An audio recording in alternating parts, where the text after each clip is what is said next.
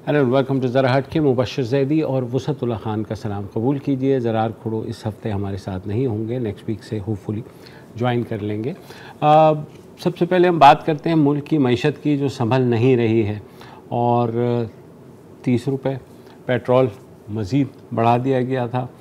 तो ये हो गया था कि शायद जो है वो बजट के बाद IMF हमारे साथ जो है वो हाथ पाथ मिला ले और हमारा प्रोग्राम जो है वो बहाल कर दे। ख़्याल यही था कि 16 तारीख़ तक ये हो जाएगा, मगर अभी भी जो बजट सामने आया है उसके बावजूद भी कुछ चीज़ें फंसी हुई हैं और यकीनन हमें नहीं पता, तो हमें ज़ाहिर किसी ऐसे रिपोर्टर से ही रुजू करना पड़ेगा जो इन चीज़ों को देख रहा है। हमारे साथ मौजूद हैं खलीक कियानी, डॉन के इकोनॉमिक करस्पॉन्डेंट हैं। कियानी साहब, ये IMF का मसला आपके ख्याल में कितना एक मज़ीद फंसेगा? क्या इरिटेंट्स अभी भी मौजूद हैं?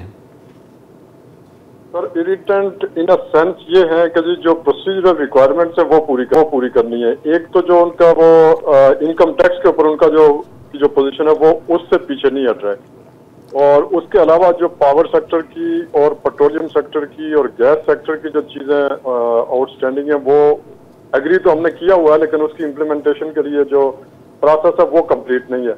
इनफैक्ट लीगल प्रोसेस कंप्लीट है, लेकिन उसके नोटिफिकेशन और कब से कौन कौन सी डेट से कितनी कितनी चीज पास ऑन करनी है, ये वो चीजें जो मेरा ख्याल अंडर डिस्कशन है। और जब तक ये सारी चीजें हो नहीं जाएंगी वो कोई चीज अनाउंस नहीं करेंगे, क्योंकि हमने पहले कई दफा हम चीजें अग्री करते हैं और फिर हम रिवर्स गियर लगा देते हैं। अच्छा, तो इनकम टैक्स वाली ये क्योंकि नई बात है कि इनकम टैक्स के अब तो बजट में भी आ गया और लोग तो खुश हैं कि इनकम टैक्स पे जो है वो ज़रा हाथ हौला ही रखा गया है। 6 लाख की जो हद है बढ़ा के 12 लाख कर दी गई टैक्स छूट की। तो क्या सब क्या इनकम टैक्स में एग्जैक्टली क्या चाह रहा है IMF? सर, जो हमारा 6th रिव्यू था ना IMF का, जो शौकत तरीन साहब ने किया था, उसमें ये था, बल्कि उससे भी पहले था मेरा ख्याल है, ये 6th रिव्यू उससे भी पहले था। उसमें ये हमारी एग्रीमेंट जो हमने लिख के उनको दिया हुआ है कि जी हम पर्सनल इनकम टैक्स को रिफॉर्म करेंगे, और इस कमिटमेंट की बेसिस के ऊपर जो IMF का एस्टिमेट था वो ये था कि हम तकरीबन 125 to 130 बिलियन हम एडिशनल इस सेक्टर से लेंगे, यानी इनकम टैक्स से ऐड करेंगे। लेकिन जो अपना मिफ्ता इस्माइल साहब ने जो बजट दिया उसमें जो बजाय वो 125 बिलियन के इजाफे के, हमने इनफैक्ट तकरीबन को 45 या 46 बिलियन की रिडक्शन कर दी है उसकी रिकवरी। यानी आपने देखा होगा कि एक तो ये नीचे वाली जो स्लैब जिसकी आप अभी बात कर रहे थे कि 6 लाख से उसको 12 लाख कर दी है, एक तो ये वाली है। लेकिन इसके ऊपर भी जो जब आप मेरा ख्याल है 10 लाख महाना से ऊपर जाते हैं तो फिर बहुत बड़े बड़े डिस्काउंट्स हैं, और एक जो बंदा है उसको तकरीबन 20 मिलियन से 50 मिलियन तक का फायदा हो रहा है पूरे साल के दौरान। तो ये वो चीजें हैं जिसके ऊपर उनका ये ख्याल है। IMF का ये मेरा ख्याल नहीं है, लेकिन IMF का ये ख्याल है कि जी ये आप जो यानी वेल टू डू लोग हैं, आपने उनको भी इतना बड़ा डिस्काउंट दे दिया जिसकी कोई जस्टिफिकेशन नहीं थी, और हम तो इनफैक्ट चाह रहे थे कि जी इसको ये स्लैब जो है इसको आप नीचे लेके जाएं, जो एग्जम्पशन वाली। अच्छा, ये 2-3 टारगेट जिसमें आप लोगों ने भी सवालात पूछे थे, ये अब PDL का मतलब पेट्रोलियम जो लेवी है उसके ऊपर इन्होंने 750 अरब रुपए डाले हुए हैं कि उसकी मद में हम इकट्ठा करेंगे। तो अभी तो ज़ीरो है, और जाहिर है अभी बैनुल-अक़वामी मार्केट में तेल भी ऊपर जा रहा है, तो उधर से भी बढ़ाएंगे इधर से भी बढ़ाएंगे, तो पेट्रोल इवेंचुअली जाएगा कहाँ? सर, बात यह है कि वो जो $750 बिलियन वो बजट में तो डाल दिया हमने। पिछले साल भी आपको याद होगा 600, यानी इस साल के लिए 610 अरब डाला हुआ था। बिल्कुल। अभी जो इस वक्त की जो प्राइसेस हैं वो पेट्रोल में तकरीबन मेरा ख्याल है 22 या 23 रुपए, और डीजल के ऊपर दोबारा तकरीबन 56 बिलियन का इम्पैक्ट आ रहा है एक महीने के ऊपर। आज भी ECC ने 26 बिलियन की अप्रूवल दी है, जो उनके petroleum differential price differential claim में जो ऑयल कंपनी का जो हिस्सा बनता है।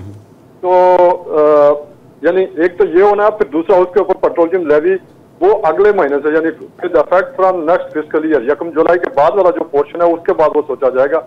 लेकिन जो डिफरेंशियल क्लेम है वो सारा इसमें निकल जाए, मेरा ख्याल है इसी महीने के अंदर अंदर निकाल देंगे। यानी मजीद प्राइसेस काफी सारी इंक्रीज होंगी।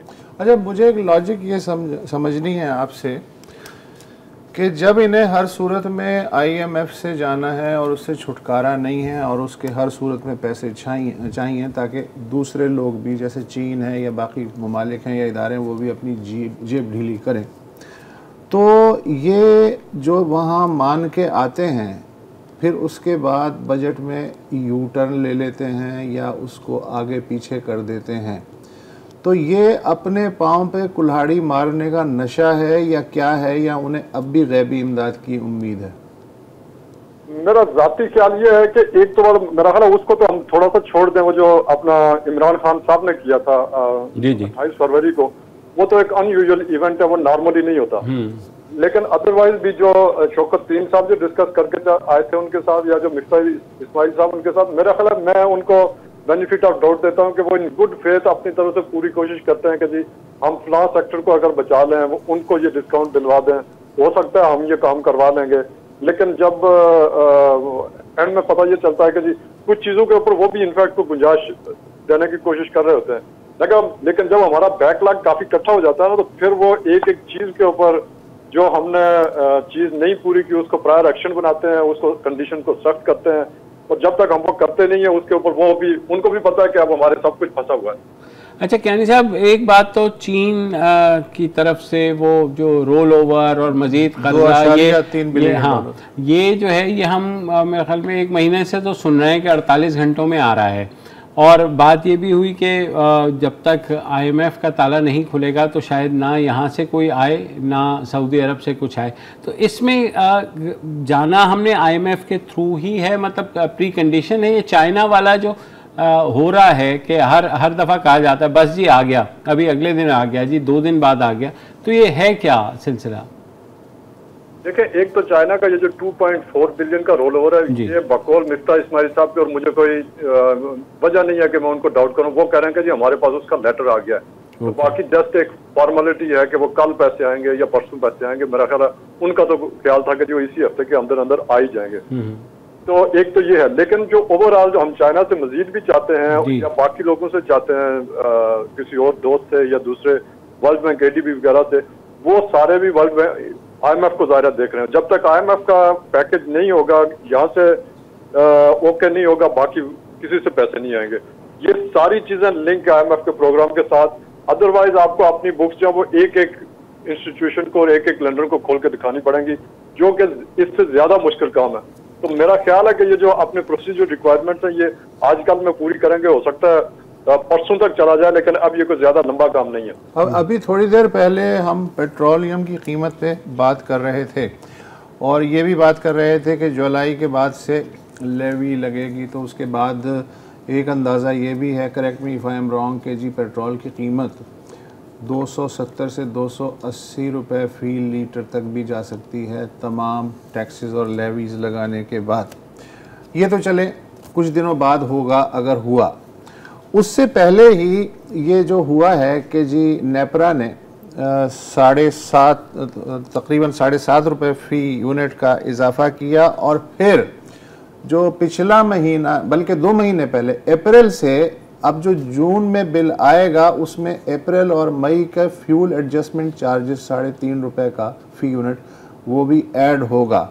तो 270-280 पे पेट्रोल पहुंचने से पहले, जो कि बिजली ज़्यादातर 60% हमारी उस पे है ईंधन पे, तो ये अगर कमर अब टूट गई है तो आगे क्या टूट जाएगा, आगे क्या टूटने वाला है, आवाम के पास क्या रह जाएगा? सर ये तो एक तर्क हकीकत है कि 4 रुपए का वो जो आप जिसकी आप बात कर रहे हैं ना, नेपरा ने किया 4 रुपए का आज नोटिफिकेशन हो चुका है। जो फ्यूल एडजस्टमेंट है वो तो मंथली पास ऑन होता है, वो तो हर महीने हो रहा है, कभी नहीं रुका। तो आए दरमियान में मेरा ख्याल है वो जो कोविड का पीरियड था उसमें कोई 2-3 महीने के लिए सस्पेंड हुआ था, फिर बाद में वो भी पास ऑन हो गया था। जो बाकी जिसकी आप बात कर रहे हैं अभी, तो 5 रुपए वो टैरिफ है जो इमरान खान साहब ने 28 फरवरी को रिड्यूस किया था, और फिर उसके बाद कहा था कि जी ये यही रहेगा। तो अगले कुछ दिनों में वो भी पास ऑन होगा 5 रुपए, यानी जून के अंदर अंदर जून के बिल में वो ऐड हो जाएगा, और फिर उसके बाद वो 8 रुपए का की इम्प्लीमेंटेशन फेज आएगा। जो नेपरा ने जी वो अगले साल के लिए, जिसका कोई 800-900 अरब से ज्यादा का इम्पैक्ट है, 900 अरब से ज्यादा का इम्पैक्ट है। तो आज जो है, आज ईसीसी का भी मैं पढ़ रहा था कि उन्होंने भी जो है अप्रूव किया 7.9 रुपीज़ का इंक्रीज जो है यूनिट में। जी जी ऐसा ही है, ये वही वाला है जो नेपरा ने अप्रूव किया था ना, 7 रुपए 91 पैसे। ये उसी की इम्प्लीमेंटेशन के लिए ज़रा गवर्नमेंट ने उसके पास जाना और फिर गवर्नमेंट वापस नेपरा के पास जाएगी नोटिफिकेशन के लिए। अच्छा, अब वो प्रोसीजरल रिक्वायरमेंट है जो मैं आपको बता रहा हूँ कि IMF के लिए अब वो आपके यानी वादे वाइद से ज्यादा वो आपके नोटिफिकेशन और उनकी इम्प्लीमेंटेशन को देखते हैं। क्रंच जो है अब बढ़ रहा है। अच्छा, वो जो कहते हैं ना, कहावत है कि मुसीबत एक नहीं आती, हमेशा जोड़े में आती है, तो यहाँ तो कई जोड़ों में हो रही है। मसलन चूंकि IMF से मामला नहीं सुलट रहा, इसलिए बाकी जो हमारे दोस्त हैं वो भी इंतज़ार कर रहे हैं हाथ बांध के। चूंकि IMF से मामला ना सुलटने की वजह से हालात गैर यकीनी हैं, इसलिए पॉजिटिव बजट आने के बावजूद स्टॉक एक्सचेंज जो है उसकी ऐसी तैसी रोजाना हो रही है। 2.7% आज गिरी है। जी और 5,000 मैं वही अर्ज कर रहा हूँ, 1100 पॉइंट के लगभग जो है वो 1,035। फिर डॉलर जो है वो नए रिकॉर्ड कायम कर रहा है रोजाना, आज 204 तक पहुंचा और उसके बाद 203.85 पे जाके क्लोज हुआ।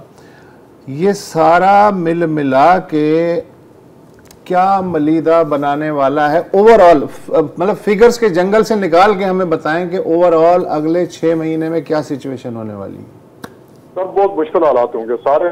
मेरा तो अपना अंदाजा है कि तकरीबन जो पहली 30% पॉपुलेशन है जिसको आप कहते हैं कि जी गुर्बत की सतह के नीचे है या उसके बराबर है, और उसको हम बेनजीर इनकम सपोर्ट प्रोग्राम और एहसास और इस तरह के स्टाइपेंड और उनसे प्रोटेक्ट करने की कोशिश कर रहे हैं।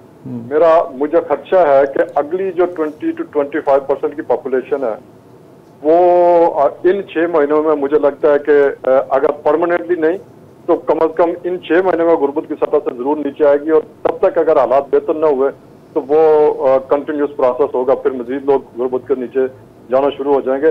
आप अंदाजा करें कि अगर ये सारा बोझ ज़ाहिर इंडिविजुअल्स के ऊपर आप अगर तकसीम करें तो जिसकी इनकम होगी लाख रुपया उसकी समझे 50,000 रह जाएगी, और उसी हिसाब से आप देखते जाएंगे कि जो लोग पहले अपना बेशुमार लोग जो ऑलरेडी फ्रूट्स छोड़ते हैं, फिर गोश्त छोड़ते हैं, फिर इस तरह अपने जो चीजें हैं वो कट करना शुरू हो जाते हैं, और ये फिर हेल्थ और इस तरह की जो अपना पॉवर्टी जो है हेल्थ कंडीशन के ऊपर और लोगों की सेहत के ऊपर अफेक्ट करना शुरू करती है। एक सोशल डिस्टर्बेंस वाली सूरत-ए-हाल होनी है। और जो हालात हैं उसमें अब हम बड़ा आसानी ये कह देना कि जी शहबाज शरीफ चूंकि आ गए तो ये हो गया, या इमरान खान ने मुल्क की मईशत बर्बाद कर दी तो ये हुआ। खलीक कियानी साहब, ये जो 6 महीने का आप सिनेरियो बता रहे हैं, इसमें अगर फरिश्ता भी उतर के आ जाए, वजीर आजम बन जाए, तो भी हालात क्या दुरुस्त हो जाएंगे? सर आप ये वाला आज इमरान खान साहब को वापस दें, वो अगेन अगर इससे मुश्किल नहीं तो ये वाले फैसले तो वो भी जरूर करेंगे। इस वक्त शहबाज शरीफ साहब छोड़ें, इस वक्त कोई भी होगा आपके हवाले भी कर दिया जाए, आपको ये सब कुछ करना होगा मुल्क को बचाने के लिए, अदरवाइज सर्वाइवल बड़ा मुश्किल है। अच्छा, और ये मुझे बता दें कि ये जो आटे की ऊपर और चीनी के ऊपर सब्सिडी दी हुई है, ये किस हद तक केटर कर सकती है हमारी पॉपुलेशन को, और कितनी पॉपुलेशन को कर सकती है? फूड सिक्योरिटी आज बात भी हुई इस बारे में। सर बेसिकली ये उसी पॉपुलेशन को सिक्योर करती है ना, वो जो पहली 30% की तकरीबन पॉपुलेशन है, क्योंकि आप अगर यूटिलिटी स्टोर से खरीदना चाहेंगे तो आपको इस रेट के ऊपर नहीं मिलेगा।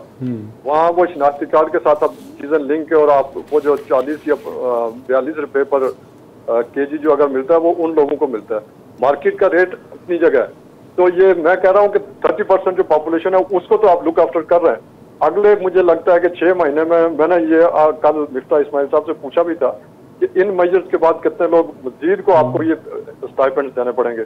तो मेरा जाती ख्याल है कि एटलीस्ट 50% की पॉपुलेशन जो है ना वो इस कैटेगरी में जरूर होगी कि जो सर्वाइवल की जंग लड़ रही हो। उम्मीद की कोई किरण है? सर उम्मीद के ऊपर दुनिया कायम है, और अगर ये कमोडिटी प्राइसेस जो हैं ये अल्लाह करे कि नीचे आए तो फिर कुछ सूरत-ए-हाल बेहतर होगी। मीनवाइल शायद हमारे जो मेजर्स हैं ये भी इन प्लेस होंगे और कुछ सहूलत होना शुरू हो जाए, लेकिन ऑल डिपेंड्स ऑन ये जो इंटरनेशनल सिनेरियो है उसके ऊपर। ठीक, बहुत बहुत शुक्रिया। और यूक्रेन और रूस का जो मामला है उसकी वजह से फूड सिक्योरिटी, मतलब एक मुसीबत हो ना, वो मीर साहब ने कहा था एक शेर के, मगस को बाग में जाने न दीजो कि नाह खून परवाने का होगा। मक्खी बाग में जाएगी, वो शहद बनाएगी, शहद से मोम बनेगा, मोम से मोमबत्ती बनेगी, उसके ऊपर परवाना आएगा और परवाने का नुकसान होगा। वक्फा ले ले। Welcome back. अभी इश्तिहारात से पहले यही गुफ्तगू हो रही थी कि मुसीबत कभी तन्हा नहीं आती, जोड़ियों में आती है। अब यही देख लें कि ये सियाहती सीज़न है और जो ज़िला स्वात है, जो कि सबसे ज़्यादा हॉट जगह है सियाहत के हिसाब से, वहाँ 1 जून से अब तक 74 मकामात पे आग लगी हुई थी। उसमें से दावा है मकामी इंतज़ामिया के कि 70 जगह की आग बुझाई जा चुकी है और या बुझाने की कोशिश हो रही है। पिछले 2 हफ्ते में ओवरऑल खैबर पख्तूनख्वा के 5 अज़ला में जंगलात में आग लगी और 9 अमवात हुई हैं। शांगला में एक ही ख़ानदान के 4 अफराद हलाक हुए। बाकी जो मुतासरा अज़ला हैं उनमें हरीपुर, ज़ेरी दीर और मोहम्मद भी शामिल है। इससे ज़ाहिर है मवेशियों की चरागाहों को भी शदीद नुकसान पहुँचा है। स्वात में 6 और शांगला में 4 अफराद गिरफ़्तार हुए हैं। उन पर शुबा है कि शायद उन्होंने आग लगाई है। उससे पहले आपको याद होगा कि पिछले महीने बलूचिस्तान के इलाके डिस्ट्रिक्ट शिरानी में जो चलगोज़े के जंगलात थे और दुनिया के सबसे बड़े जंगलात में से एक हैं, वहाँ आग लगी थी और जो बैनुल-अक़वामी माहौलियाती तंजीम है IUCN, उसकी एक इब्तदाई रिपोर्ट का अंदाज़ा है कि इस आग में 8 लाख से ज़ायद दरख्त जले और चिलगोज़े का तकरीबन 11 अरब रुपए का नुकसान हुआ है। ये प्राइवेट जंगलात हैं, लिहाजा जो मालिकान थे उनके हाथ सिवाय राख के कुछ नहीं आया। और रिपोर्ट के मुताबिक ये जो खाना बदोश लोग होते हैं, शायद उन्होंने इत्तफाक़न वो लकड़ियाँ जमा करते हैं इसलिए कि और तो मुतबादिल तवानाई के ज़राए नहीं होते, तो उस सिलसिले में उनके हाथों आग लग गई होगी। इस वक्त हमारे साथ IUCN country manager Mahmood Akhtar Cheema साहब मौजूद हैं। महमूद अख्तर चीमा साहब, जो आदाद शुमार IUCN ने इब्तदाई तौर पे जमा किए हैं, अगर किसी और मुल्क के तनाजुर में देखे जाए तो एक बहुत बड़ा कौमी सानहा है, लेकिन ये हेडलाइन नहीं बनती, चक्कर क्या है? जी, बुनियादी तौर पर जो मैं समझता हूँ कि उसकी बुनियादी वजह यह है कि कोई लोगों का इतनी जो इकनॉमिक वैल्यू है और जो इकोलॉजिकल वैल्यू है उसकी ज़्यादा इतना अदराक नहीं हुआ। अभी बहुत ही मुख्तसर टाइम में आपने बताया बलूचिस्तान और जो KP और बाकी और इवन पंजाब के भी जो पहाड़ी इलाके हैं वहाँ पे बेशुमार ये आग के जो वाक़यात हैं वो देखने को मिले। एक तो इस दफ़ा जो है ना वो हीट वेव वो ख़ासी थी, प्रोलॉन्ग ड्राउट था, उसकी वजह से इस तरह के जो एक्सपीरियंसेस हैं वो देखने को मिले। ये जो कोनिफर्स हैं जी, स्पेशली चलगोज़ा फॉरेस्ट, आपको पता है कि ये कितने कीमती दरख्त होते हैं और लोगों की लाइवलीहुड्स इस पे डिपेंड कर रही होती है। बिलियंस का लॉस हुआ है और अभी ज़्यादातर चूँकि लोगों को इतना मालूमात नहीं थी, हमारी जो IUCN की टीम है उसने बाकी लोगों डिपार्टमेंट्स के कोई रिप्रेजेंटेटिव्स हैं और कुछ कम्युनिटीज़ के साथ मिल के ये क्विक असेसमेंट की है। अभी हम उसकी फाइनलाइज कर रहे हैं, रिपोर्ट एक आध दिन में आ जाएगी। लेकिन ये बहुत बड़ा नुकसान है इस इकोसिस्टम में, क्योंकि ये प्राइवेट फॉरेस्ट हैं और ये जो 1,53,000 जो लोग हैं वहाँ पे जो रहते हैं, ये उनका बहुत बड़ा नुकसान है। उनकी आमदनी का सबसे बड़ा ज़रिया यही था। तो जब ये लॉस हो गया है तो उसके बाद से उनके पास कोई ज़रिया माश वो नहीं रहा। अच्छा, तो हमें जी जी मैं साहब, ये जो इस सारे जब आग लगती है, हमने ये देखा है कि हमारा जो इंफ्रास्ट्रक्चर है, खसूसन कोहे सुलेमान या शेरानी के जंगलात में हो जाए या अभी मालाकंड में हो जाए, ऐसी जगहों पे हमारे पास फायर एक्सटिंग्विशर सिस्टम्स मौजूद ही नहीं हैं। बड़ी मुश्किल से 2 दिन 3 दिन के बाद जो है एक रिक्वेस्ट भेजी जाती है प्रोविंशियल गवर्नमेंट को कि जनाब अपना कोई हेलीकॉप्टर दे दीजिए। शिरानी के जंगलात में तो 3 हफ्ते तक आग भड़कती रही, फिर ईरान से हमें एक जहाज़ लेना पड़ा जिसने इवेंचुअली हमारी हेल्प की। तो हमारे पास क्या इंफ्रास्ट्रक्चर शहरों में नहीं है, तो ऐसी जगह पे कैसे ये जो पीडीएम में है, एनडीएम में है, इनको इस चीज़ का इदराक नहीं है? जी मेरा ख्याल है कि ये जब आग फैल जाती है ना जी, तो उस वक्त जितने भी जो ज़राए हैं डेवलप्ड कंट्रीज़ में, इवन उनके लिए बड़ा मुश्किल हो जाता है। लेकिन इसके लिए आग को प्रिवेंट करने की ज़रूरत है, फौरी तौर पर उसको काबू करने के लिए। तो उसके लिए बेशुमार ऐसे टूल्स हैं, तरीक़ाकार हैं जिसको अप्लाई किया जा सकता है। और हमने ये मरी और कोटली सतिया के इलाके में 90s में ये फायर कंट्रोल का मैकेनिज्म इस्टेब्लिश किया था। अभी हमने केपी और पंजाब इन दोनों में forest fire control centres establish किए हैं, लेकिन ये महदूद पैमाने पे है जी। अगर फायर को आप बिल्कुल शुरू में ही स्पॉट कर लेते हैं और फिर वहाँ पे उसको कंट्रोल किया जा सकता है, उसके लिए सबसे ज़्यादा जो अच्छी एक है कि ट्रेनिंग, जो डिपार्टमेंट के लोग हैं उनकी ट्रेनिंग हो।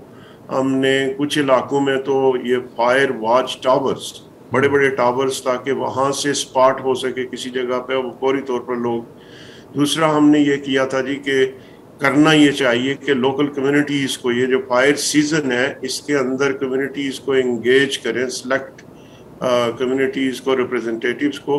हम उनको बाकायदा पे करते थे 3 महीनों के लिए। तो वो एक वर्क फोर्स अवेलेबल होती थी, ट्रेन वर्क फोर्स, जो कि डिपार्टमेंट के जो नुमाइंदगान हैं उनके साथ मिल के तो फॉरेस्ट फायर्स को कंट्रोल करते थे। फिर ये फायर्स जो होती हैं कैच, इसके दरमियान में अगर आप फायर लाइन इस्टेब्लिश कर लेते हैं, थोड़ी सी क्लियर कर लेते हैं, तो वो आगे बढ़ने से फिर रुक जाती है। हमने कुछ इलाकों में ऐसे भी किया था, आपने बड़ा सही कहा, फायर एक्सटिंग्विशर्स की तो बाद में बात आती है। अगर जंगलात में, रिमोट एरियाज में अगर आप ये वाटर हाइड्रेंट्स बना दें और पानी वहाँ पे स्टोर हो जाए, तो उसको भी आप वहाँ पे पूरी तौर पर कंट्रोल करने के बेशुमार ये तो ठीक है, कंट्रोल करने के 1000 तरीके हैं 21वीं सदी में। लेकिन जो असल मसला है कि जो ह्यूमन इंटरवेंशन है, इसलिए कि जितनी भी मैंने वाक़यात बताए, स्वात की आग हो या ये शिरानी की आग हो, इसमें ह्यूमन इंटरवेंशन की वजह एक बुनियादी सबब है। या तो ये है ना कि जी बिजली कड़की और कहीं गिरी और उसने आग पकड़ ली, वो भी है, लेकिन यहाँ तो सीधा सीधा मामला है। अच्छा, अब वो बेचारे भी क्या करें, उनके पास कोई मुतबादिल ज़राए ही नहीं है, तो बजाय इसके कि प्रिवेंटिव पे अरबों रुपए खर्च किए जाएं, ये जो शुरू की सूरत हाल होती है कि जी वहाँ की जो मकामी आबादी है उसको ज़रूरत ही क्यों पड़े, वो खुद क्यों ना गार्ड बन जाएं अगर उनकी बुनियादी ज़रूरियात पूरी हो जाएं। जी आपकी बात बिल्कुल सही है। एक तो ये है कि ये जो नोमैड्स की आपने बात की, वो तो सिस्टम ही एक ऐसा है जिनकी बड़ी मोबाइल किस्म की लाइफ होती है, उसको तो आप सेपरेटली ट्रीट करते हैं। मेरा नहीं ख्याल कि यहाँ पे कोई प्राइवेट लोकल कोई इंटरवेंशन ऐसी थी, चूँकि ये प्राइवेट फॉरेस्ट हैं और लोकल कम्युनिटीज़ इसको ऑन कर रहे हैं, तो यहाँ पे तो उनकी सारी अपनी लाइवलीहुड्स ही इन फॉरेस्ट पे डिपेंड कर रही होती है।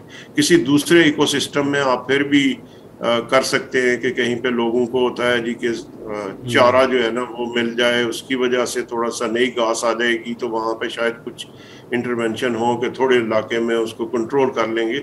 लेकिन इस तरह के जंगलात में कोई ऐसी ये शायद नहीं मिले। तो मेरा यही ख्याल है कि लोकल कम्युनिटीज़ को, अगर लोगों को पता हो कि ये कितना बड़ा लॉस है, कितना बड़ा, तो उसको वो यकीनन फौरी तौर पर हेल्प करेंगे कंट्रोल करने के लिए। हमने जैसे पंजाब और अभी केपी में छोटे पैमाने पे हमने सेंटर्स एस्टैब्लिश किए हैं कि, लेकिन इस रिपोर्ट में हम ये रिकमेंडेशंस दे रहे हैं कि अगर आप ऐसे control forest fire control centres establish कर लें ताकि लोगों के पास वो इक्विपमेंट आ जाए, वो ट्रेनिंग हो, तो वो पूरी तौर पर इसको कंट्रोल कर सके और ये बिलियंस का लॉस रोका जा सकता है जी। और ये जो गरीब लोग हैं उनका तो जरिया माश ही यही है, और उनके लिए अभी तो देखें इन लोगों को क्या था, इनके पास यही था इस सीजन में आके तो उन्होंने जाके अपनी क्रॉप जो है वो सेल करनी थी, फरोख्त करनी थी। अब वो क्या करेंगे?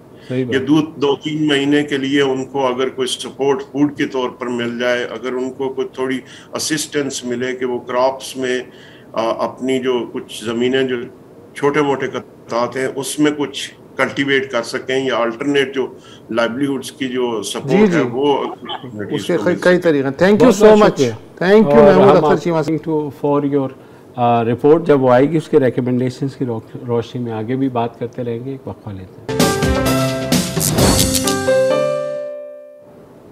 Welcome back. गुज़िश्ता चंद रोज़ से कराची में जो तुलबा को और लोगों को उठाने का सिलसिला है, यानी जबरी गुमशुदगी, वो बड़ी तेज़ी से अचानक शुरू हुआ है। हाँ, हल्का सा नहीं, खासा तेज़ हो गया है, क्योंकि गुज़िश्ता एक हफ़्ते में 4 बलोच तुलबा को उठाया गया। उसके बाद जो है परसों रात कुछ MQM के जो कोई 2 दर्जन के करीब लड़के हैं उनको उठाया गया। अब आज से शुरू करते हैं, क्योंकि आज न्यूज़ जो है वो आज न्यूज़ के एक सीनियर असाइनमेंट एडिटर हैं, उनको लापता किया गया। नफीस नईम नाम है उनका, और वो जो है नाज़माबाद में कहीं सौदा ले रहे थे और अचानक ये गाड़ी आई सादा लिबास में, उन्हें लेकर के चली गई। हाँ। अब इस पे जाहिर है पुलिस इसकी तस्दीक कर रही है कि ऐसा ही हुआ। हाँ। और उस वाक़े की CCTV फुटेज भी पुलिस ने हासिल कर ली है। लेकिन पुलिस से लेके CTD से लेके सब कह रहे हैं कि जी हमारे पास नहीं है। अब वो जाहिर है जिसके पास भी होगा वो आएगा।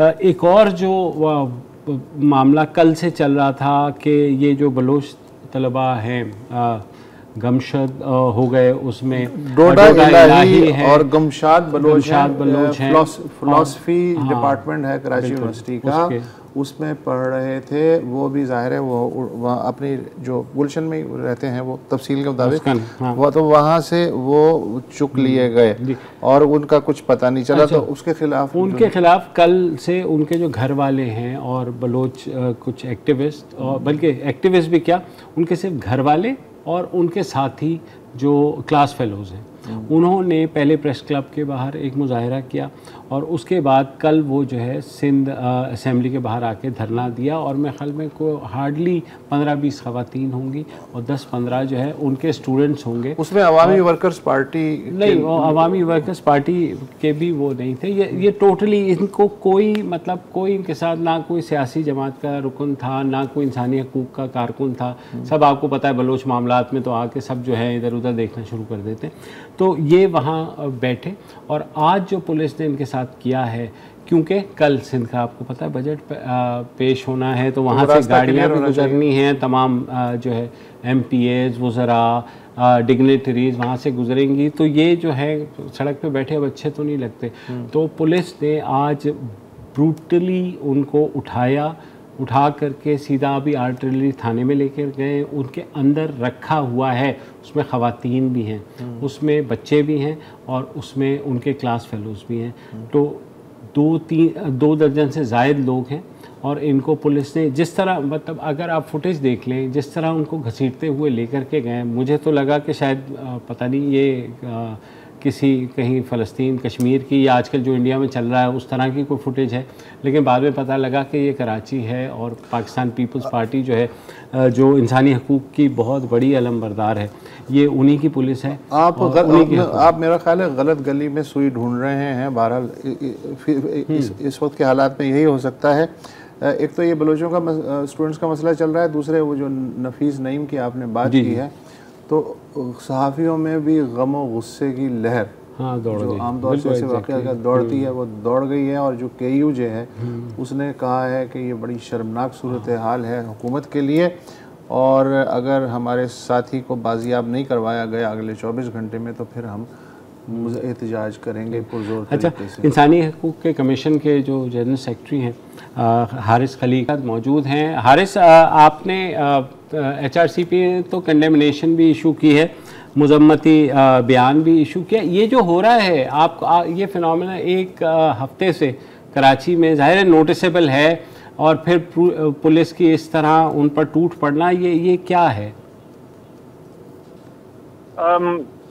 बहुत बहुत शुक्रिया मुबश्शिर। एक तो आपने जब आप गुफ्तगू कर रहे थे और मैं सुन रहा था, तो आपने कहा कि भाई जब बलोचों के मामलात होते हैं तो सब इधर उधर हो जाते हैं। मैं आपको इस बात का पूरा यकीन दिलाना चाहता हूं कि ह्यूमन राइट्स कमीशन, और ख़ास तौर पर चूंकि ये कराची में वाक़या हुआ है, तो जो सिंध में ह्यूमन राइट्स कमीशन के नुमाइंदे हैं वो इधर उधर नहीं होते। हम कभी इधर उधर नहीं होते, और उसकी बड़ी कीमत अदा करनी पड़ती है पूरे पाकिस्तान में। एक बात तो ये बहुत ज़रूरी है समझना कि कोई पाकिस्तान की जितने भी ऐसे तबकात हैं, अक़वाम हैं, महकूम हैं जो, और जिनके ऊपर मैं समझता हूं कि जबरो सितम जारी है, और आज से नहीं, पाकिस्तान के बनने के कुछ अरसे के बाद से जारी है, तो मैं समझता हूं कि आप भी और हम भी हमेशा हद्दुल मकदूर जितना ह्यूमनली पॉसिबल होता है हाईलाइट ही कर सकते हैं ना इशू को। मेरे आपके पास मसाइल को रिजॉल्व करने की तो यानी सवाबदीद नहीं है, मगर उठाने की है और उन्हें नुमाया करने की है और उस पर शोर मचाने की है, जो मैं समझता हूं कि हमारा हक है। हारिस शोर बचाने के लिए, एहतजाज करने के लिए ही तो उनके घर वाले बेचारे वहां गए थे। मतलब वो उठाना, जी बिल्कुल बिल्कुल, मैं बिल्कुल आपसे बिल्कुल इत्तफाक करता हूं, और मैं समझता हूं कि निहायत काबिल मजम्मत है। और ज्यादा तशवीशनाक बात यह है कि ये सब सिंध के दारुल हुकूमत में हो रहा है, और सिंध में हम ये समझते हैं, जैसे कि आपने भी पहले फरमाया कि सिंध, और वसतुल्लाह खान साहब ने कहा कि हम गलत गली में सुई ढूंढ रहे हैं। ये बिल्कुल ये तकलीफ दे बात है इनकी, मगर ये बिल्कुल दुरुस्त बात है कि हम ये देखते हैं कि अली वजीर भी 1 साल कराची में कैद रहते हैं, और हम ये देखते हैं कि बलोच तलबा पर इस किस्म का सलूक उनके साथ रवा रखा जाता है। मुझे ये महसूस होता है कि ये जो इस्लामाबाद में और पाकिस्तान के दीगर सूबों में हुकूमत बनाने की ख्वाहिश है, वो किसी भी नजरिए से, किसी भी इंसानी हकूक की पासदारी के मसले से कहीं ज्यादा शदीद है, चाहे वो पीपल्स पार्टी क्यों ना हो। और मैं बड़े भारी दिल के साथ ये कह रहा हूँ, और दीगर जमातों का तो आपके इल्म में है कि उनकी क्या सूरत हाल है। तो एक हारिस एक वक्फा लेना है हमें, वक्फे के बाद हम वापस आते हैं। Welcome back. बात हो रही थी कि कराची में बिलखुसूस पिछले 1 हफ्ते में जो जबरी गुमशुदगियों और जबरी अगवा के वाक़यात में जो तेज़ी आई है, उसकी वजूहात हम तलाश करने की कोशिश कर रहे हैं human rights commission of Pakistan के सेक्रेटरी जनरल हारिस खलीक के साथ मिल के। हारिस साहब, एक तो ये कि आज के चैनल के जो सहाफ़ी उठाए गए हैं, तो आज चैनल का एक आ गया है कि जी अगर उन पे वाकई कोई मुकदमा था तो कानूनी तरीके से भी उन्हें अरेस्ट किया जा सकता था, डिक्लेयर करके ये उठाने की क्या ज़रूरत थी। चलें ठीक है। कराची यूनिवर्सिटी से जो तलबा उठाए गए, 2 बलोच तलबा, तो कराची यूनिवर्सिटी सुमुन बुकमुन है, और माजी में भी ऐसा ही रहा है। अब मैं थोड़ी सी डेवल्स एडवोकेसी करना चाह रहा हूँ। ये है कि हम जब ये गिरफ्तारियाँ इस तरह होती हैं, गिरफ्तारियाँ नहीं, अगवा जो इस तरह के होते हैं या जबरी गुमशुदगियाँ होती हैं, दिन दहाड़े अब तो होने लगी हैं, तो ज़ाहिर है कि हम ह्यूमन राइट्स के लोग या सिविल सोसाइटी के लोग या जर्नलिस्ट जो हैं वो कहते हैं ये क्या हो रहा है, ये तो लाकानूनीयत है, जंगल का कानून है। फ़ाइन। ये जो उठाने वाले हैं ये कहते हैं कि भाई साहब, जब कोई ख़ुदकुश औरत फटती है या कोई कहीं हमला होता है तो उसके बाद हम पे आप बरस पड़ते हैं कि जनाब ये क्या है, स्टेट नाकाम हो गई, उसकी एजेंसियां नाकाम हो गई हैं। और जब हम अपने तरीक़े पे उनके डांडे जहाँ जहाँ मिल रहे होते हैं उन लोगों को उठाना शुरू करते हैं, तो भी आपको चैन नहीं पड़ता और आप कहते हैं कि ये इंसानी हुकूक का है और ये हो रहा है, वो हो रहा है, तो जाएं कहाँ। इस बारे में आप क्या कहते हैं? आम सवाल किया है आपने, बहुत आम सवाल किया है। इस बात की बिल्कुल तायीद और तौसीक नहीं की जा सकती कि आप अपने सियासी जो भी आपका कॉज है उसकी कामयाबी के लिए या उस कॉज को आगे बढ़ाने के लिए एक 22 साला चीनी जबान की उस्ताद को, एक बच्ची को कत्ल कर दें और साथ खुद भी उसी के साथ एक खुदकुश हमलावर के तौर पे खुद भी इस दुनिया से चले जाएं। मैं नहीं समझता कि इसकी तायद और तौसीक हो सकती है, और ये बहुत अहम सवाल है। लेकिन देखिए, पाकिस्तान में इसकी एक पूरी किसी भी कोई भी मामला जो है उसको उसके तारीखी सियाको सबाक में देखने और समझने की जरूरत होती है। हम ये नहीं हो सकता कि शरी बलोच का जो वाकया है या जो दीगर स्टॉक एक्सचेंज पर कराची में हमला हुआ या बलूचिस्तान में जो मुख्तलिफ हमले होते हैं, फोर्सेस पे हमला, कम्बैटेंट सोल्जर पे हमला तो एक मुख्तलिफ बात है, लेकिन जहां अगर किसी एक निहत्ते शहरी पर हमला हो रहा है या निहत्ते सिपाही पर भी हमला हो रहा है तो वो एक बिल्कुल मुख्तलिफ बात होती है। मगर अगर हम पूरी सूरत हाल को देखें तो बलूचिस्तान को अगर आप एक नौआबादियाती निज़ाम के तहत चलाने की और उसको एक कॉलोनी समझ के चलाने की कोशिश करेंगे तो उसके ये नताइज निकलेंगे। ये बुरा लगेगा। भगत सिंह पे भी टेररिज्म का ही मुकदमा था, सुखदेव पर भी टेररिज्म का मुकदमा था, और चंद्रशेखर आजाद पे भी टेररिज्म का मुकदमा था। किसी ने काकोरी में ट्रेन लूट ली, किसी ने जो है लाला लाजपत राय के कत्ल के नतीजे में हमला कर दिया अंग्रेज अफसरों पर। कोई तो देखें, बात असल में यह है कि जो टेररिज्म का एक्ट है, द एक्ट ऑफ टेररिज्म, वो जस्टिफाई नहीं हो सकता। मगर जब रियासत फैसला करती है और जब रियासत ये सोचती है कि उसको कैसे अपने शहरियों से निपटना है, वो मुख्तलिफ होता है। और जब एक नौआबादियाती सरकार फैसला करती है, जो colonial structure of the state है, कि उसको अपनी रियायत से कैसे निपटना है, इन दोनों में बड़ा फर्क होता है। तो अगर हम हारिस, एक मिनट, आपने सुखदेव की बात की, आपने दीगर जो तारीखी हीरो हैं उनकी बात की। भाई साहब, नौआबादियाती निज़ाम में भी उन्हें जबरी तौर पे अगवानी किया गया था, बाकायदा अरेस्ट किया गया था, कोर्ट ने मुकदमा चला के उन्हें सजाए मौत दी थी।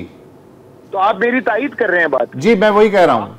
आप मेरी बात की बिल्कुल तायीद कर रहे हैं। देखिए, बात यह है कि जो एनफोर्स डिसअपेरेंस है, जो गुमशुदगी है, जबरी गुमशुदगी, ये पूरे खानदान, पूरी कम्युनिटी, उसके तमाम अहबाब, एक आप सबको सजा देते हैं ना। ये बिल्कुल वैसे ही है जैसे फ्रंटियर क्रिमिनल्स जो क्राइम रेगुलेशन था, FCR था, जिसपे आज हम ये जो एक खबीस योगी आदित्यनाथ बैठा है, उसको हम आज जिस बात पे गाली दे रहे हैं कि वो घर तोड़ रहा है उन मुसलमान बच्चे और बच्चियों के जिन्होंने आवाज बुलंद की गुस्ताखी रसूल सल्लल्लाहु अलैहि वसल्लम के खिलाफ, वो जो उनके घर तोड़ रहा है, तो वही काम ये असल में कॉलोनियल ट्रेडिशन है। और यही कॉलोनियल ट्रेडिशन हमने साबिक पाटा में देखा, और मुझे बहुत तकलीफ से ये कहना पड़ता है कि यही कॉलोनियल ट्रेडिशन पाकिस्तान की रियासत जो है उसने बलूचिस्तान में रवा रखा हुआ है। तो इसको रोकने की जरूरत है। और आज आपने कराची की सड़कों पे उसका मुजाहरा देख लिया। देखिए, बात यह है कि जब हमारे सियासी दोस्त और हमें और आपको तो इनसे बहुत कुर्बत है, और हम तो समझते हैं कि पाकिस्तान में सिविलियन सुप्रेमेसी होनी चाहिए, सियासी जमातों को फैसले करने चाहिए, जिन्हें हम मुंतखब करके भेजते हैं उन नुमाइंदों को फैसले करने चाहिए। मगर वो नुमाइंदे जब ये कहें कि भाई हम तो बेबस हैं, एक दिन कहें हमसे बेबस हैं और अगले दिन जाके वो ये कहें कि जी हमारी इस्टेब्लिशमेंट से कुछ बातचीत चल रही है ताकि अगली हुकूमत में हमारा हिस्सा बढ़ जाए, तो फिर बहुत तकलीफ होती है।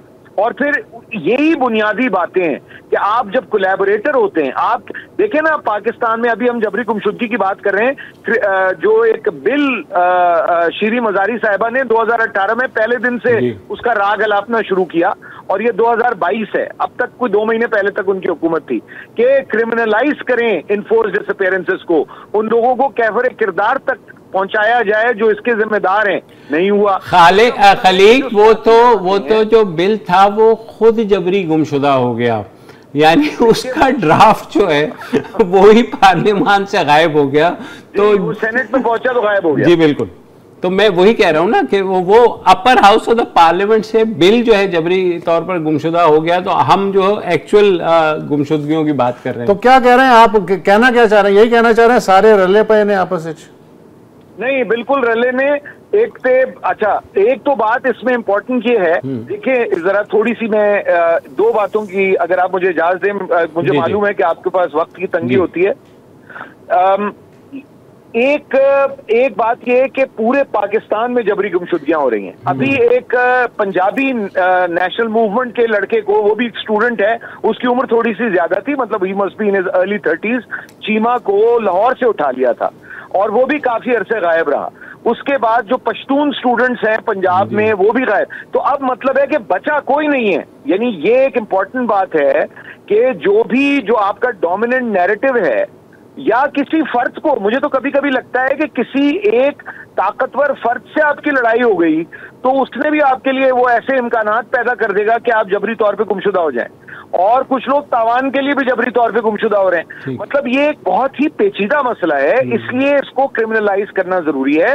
मगर बलूचिस्तान का जहां तक सवाल है उसको हमें अलहदा से भी देखने की जरूरत है और उसका सियासी हल फौरन निकालने की जरूरत है। और उसके लिए सियासी जमातों को एक संजीदा, ये चार्टर ऑफ डेमोक्रेसी पे तो तैयार है जी, वो संजीदा कोशिश हारिस हमने देख ली आज वो सड़कों पे भी सब जमातें तैयार हो गई, बिल्कुल। और बहुत अच्छी बात है, लेकिन एक चार्टर ऑफ ह्यूमन राइट्स भी तो होना चाहिए ना भाई। एक चार्टर ऑफ फेडरलिज्म भी तो होना चाहिए। वो हमारे आपके लिए है, वो इन सियासी जमातों के लिए नहीं है भाई।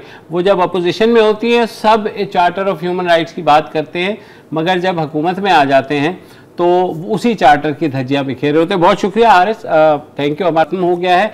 आखिर में मैं सिर्फ कुछ MQM के लड़कों का तस्करा हुआ, उन्हें उठाया गया परसों इस वजह से कि वो साहिल पे जाकर के उन्होंने कोई पुराना MQM लंदन का अल्ताफ भाई का गाना लगा दिया। हाँ, तेरा मेरा साथी है टाइप। हाँ, अच्छा। और वहाँ वो नाच रही है, लेकिन MQM तो हुकूमत का हिस्सा नहीं है। हाँ, अच्छा, MQM लंदन जो है वो किसी तरीके से भी अभी भी बैन नहीं है, ठीक है। अब अल्ताफ हुसैन का नाम लेना TV के ऊपर बैन था, लेकिन वो वहाँ पर वो जो है टेक्निकली, लेकिन उनकी माओ की फरियाद भी मैं जाते जाते सुनाना चाहता हूँ। वो भी यही सवाल पूछ रही हैं, वो सुना दें और प्रोग्राम ख़त्म कर दें। बच्चे कल्ली घूमने गए थे, बस कल्ली से घूम के आए तो ये पकड़ के लेके गए। अगर आप वजह तो बताओ, ये बच्चे हम इस वजह से ले जा रहे, कोई वजह भी नहीं बता रहे, बस सिर्फ एक ही बात कह रहे हैं, 1 घंटे में आपके बच्चे छोड़ देंगे, कहीं नहीं लेके जा रहे 1 घंटे। अब आप बताओ 10 बजे से की टाइम आ गया, अभी तक एक बच्चा नहीं छोड़ा हमारा।